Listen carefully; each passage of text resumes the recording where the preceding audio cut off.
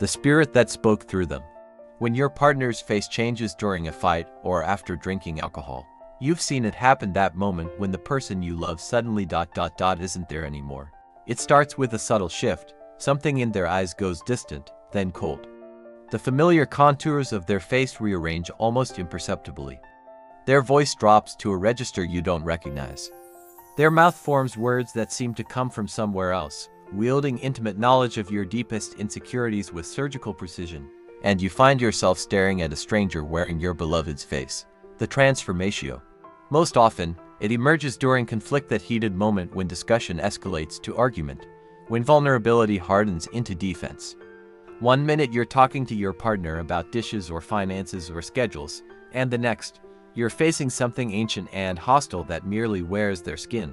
Or it appears after the third drink, that tipping point when alcohol dissolves the careful boundaries of the self. Their eyes glaze slightly, then refocus with an entirely different presence behind them. Their laugh changes pitch, their posture shifts. The person who opens another bottle is not the same one who will empty it. You've learned to recognize the warning signs.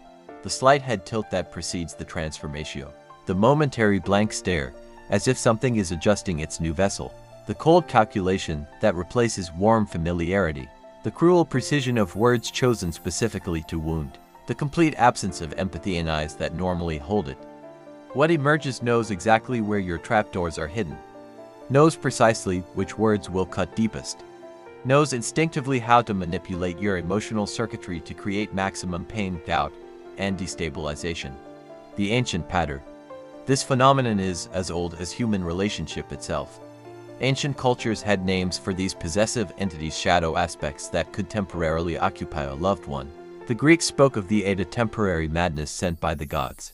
Norse tradition recognized the Haminga, shape-shifting spirit that could take over when defenses weakened. African spiritual systems identified ancestral spirits that could speak through the living when provoked. Indigenous healing traditions acknowledged the Wetiko, a mind virus that feeds on fear and conflict. Modern psychology terms them dissociated self-states or emotional flashbacks, fragmented aspects of personality activated by specific triggers. Whatever name we give them, the experience is universal and uncanny, the disorienting reality of watching someone you know intimately transform into something you don't recognize at all.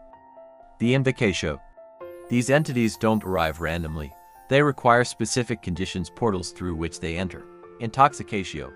Alcohol and certain substances thin the boundaries between conscious and unconscious, creating permeable borders where these aspects can slip through. The Romans understood this. The word spirits for alcohol wasn't coincidental. Unprocessed trauma. When your partner carries wounds they haven't integrated, these unhealed aspects wait dormant until triggered. Their speech patterns, beliefs, and behaviors often directly mirror those of their original abuser. Relationship triggers. Intimate partnership activates our deepest attachment wounds. When your connection threatens old survival adaptations, the defensive aspect emerges to protect the vulnerable core, usually through sabotage. Generational patterns. Some of these entities aren't even your partner's own creation. They're inherited destructive relationship patterns, addictive tendencies, or rage responses passed down through bloodlines until someone becomes conscious enough to break the cycle. Energy depletio.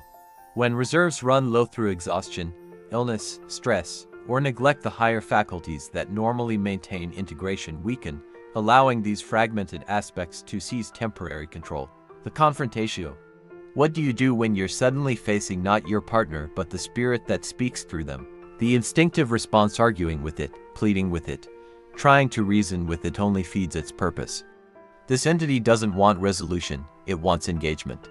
It feeds on emotional charge, conflict, and chaos.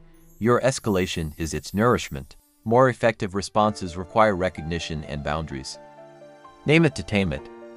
I can see I'm not talking to partner's name right now. I'm going to step away until they return.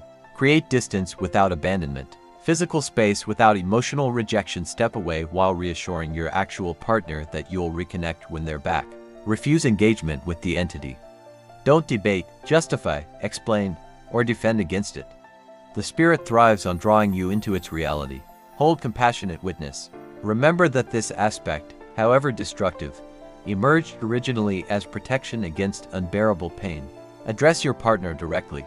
Sometimes you can reach past the possessing entity. I know you're in there, and I'm speaking to you, not what's currently speaking through you. The reader, these possessions are temporary. Whether minutes or hours later, your actual partner returns often with little memory of what transpired or with a fragmented, dreamlike recollection. They may feel ashamed, confused, or defensive about behaviors they can sense were harmful but can't fully remember. This coming back is a vulnerable moment that requires delicate navigation. Avoid immediate accusation or detailed replay of their actions. Acknowledge their return without shaming the lapse. Express impact without judgment of character. Distinguish between the entity's behavior and their core self. Recognize the pattern without assigning permanent identity to it. This moment offers a crucial choice point.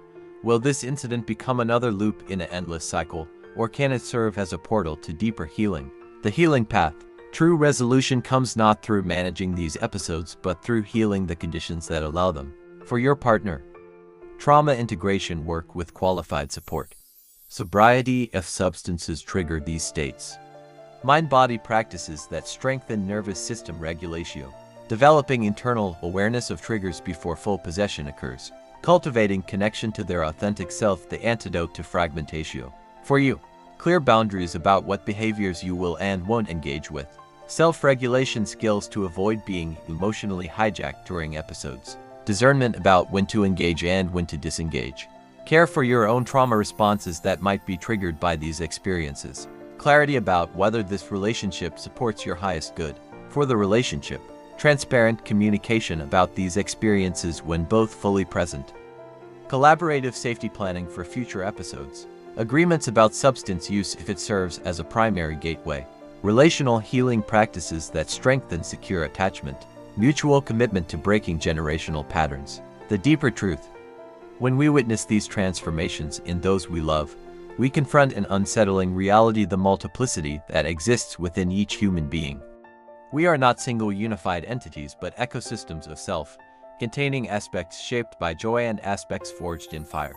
The spirit that speaks through your partner exists within them, yes, but not as their deepest truth.